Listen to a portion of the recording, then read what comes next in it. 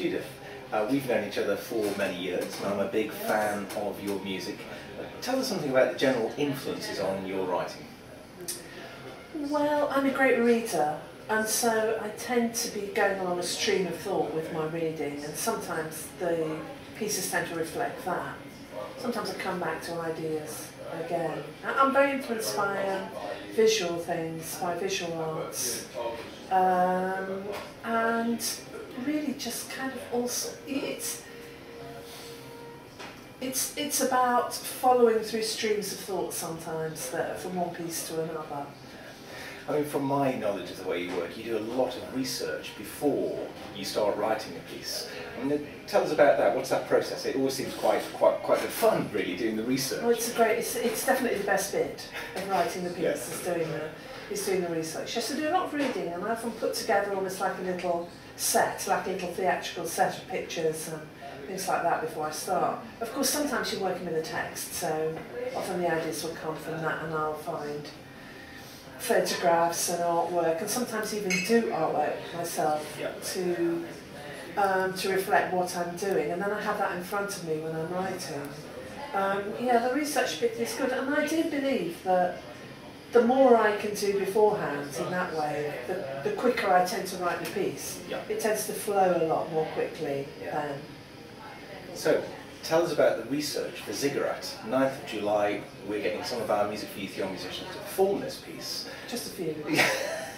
Well, Ziggurat was initially commissioned by the BBC for the BBC Proms Brass Day, and it was performed in various incarnations, but I think we had a couple of hundred people on the steps of the Abbotts Hall performing it. And we're going for more this time in Birmingham. But tell us about the research that went before you started to write Ziggurat. Well, something very strange and supernatural happened. I think you could cue supernatural music here, because when I was talking about the idea of doing it, the word Ziggurat came into my head, and I still don't quite know what that was about. It was just I just had that image, because I was thinking what they needed was a great kind of concert opener, something that would be a bit kind of almost sort of like the savage world of brass, because the whole prom day was about, it was almost like a history of brass. They were doing the whole kind of development of brass music in a way. So I thought it'd be great to start off with something that sounds a bit savage, and the word Ziggurat then jumped into my mind. I mean, it was very, very strange, and then I never lost that idea, because I went and Googled Ziggurat, and I started reading about the most famous Ziggurat of all time, which was this Etemenanki, excuse my Babylonian pronunciation, it's a bit rusty there, and about the idea that it was in 7 tiers. It was 7-stepped temple, and so then I thought I would base it all on the number 7. It was only going to be short anyway, so 2 minutes. It's got to be very intense. If it's a short piece, it's got to be a very kind of intense burst of something. And I think that's, when we initially commissioned you to do that, we wanted kind of a fanfare that wasn't a fanfare. It was a piece to start and launch Brass Day, but it wasn't a fanfare in the way that we might traditionally think of one. But it was a short piece for brass instruments that really launched something, and he does that. Well, composers are always obsessed about avoiding cliches, and certainly fanfares. You want a cliche, I mean. I was really wanting to avoid that, just kind of everybody playing little repeated notes, and yet this is based on a kind of repeated idea, and that came out of the fact that it had to be quite simple. There had to be a version that the kids could play in the morning, so it had to be quite simple. So really the intricacy of the piece is in the harmony, and in the sense of this 4+3, all these 7s all kind of reflecting each other, which is not a natural, solid kind of rhythm, but it means it's kind of limping along the whole time. Limping along. Now listen, anyone watching this film, the chances are that they've downloaded the parts and they're having a look at them now before the 9th of July. Any particular tips, any ways in, anything that people should be aware of as they look at those parts, so that we can make sure when we get to the 9th of July, David Purser's going to be directing that whole show, and you'll be there yourself. Any particular tips for how to approach the piece? Well, I would say one of the key aspects of the piece is that little Scotch snap rhythm, that da-da. Yeah. You know, that just comes all the time, and that should be really crisp. Yeah. and it shouldn't get kind of floppy, you know.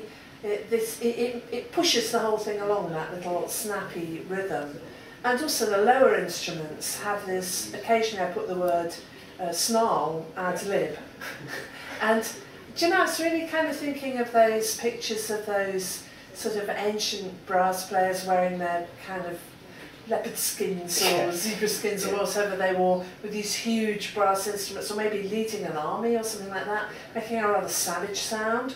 So when it says the word snarl, you can get that wonderful trombone kind of wah kind of noise, you know? It's great, and I love words like, it's really descriptive. You know when you write snarl exactly what you want. Yeah. It's not hiding well, no anything. doubt there's a proper, you know, German word like schmettert or something like that. But I just find words like that, people don't look at them and they don't think about them, because they expect the conductor to tell them what to do. But the word snarl, everybody knows. Yeah. What a trombone snarl sounds like when they can do it. Yeah. There's one more thing from us. I think personally, and on behalf of Music for Youth, and I'm sure you'd say the same, and Edition Peters, your publishers, we're really keen that young musicians play music by living, breathing composers, music that is written now. And I suppose it's, first of all, if I wanted to get a brand new piece written for my ensemble or my band, how do I go about that? How do I commission someone to write me a piece? Well, it's a very interesting question. I mean, I would say go to a young composer. You know, go to someone who's roughly your own age, or you know, just a bit older. I mean, I'm just about living composer, but you know, the world is full of young composers who are longing for a challenge and to do something a bit different, and who really love working with people. So I would say if you know anybody, or you know somebody who knows somebody, work with them, and don't worry so much about thinking, oh, is it going to be something I don't understand, or that sort of thing. Just go with the flow of it, you know, and really enjoy that contact with the composer. Young composers, you know, are longing for challenging projects, and they're all over the place. Young composers, they're everywhere. Look on the street corner, there'll be one There's one there. with a hat. That's right.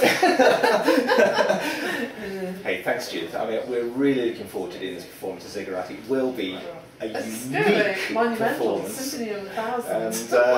And I'm looking forward to seeing you in Birmingham on the day itself. So thank you very much. Thanks very much. See you there.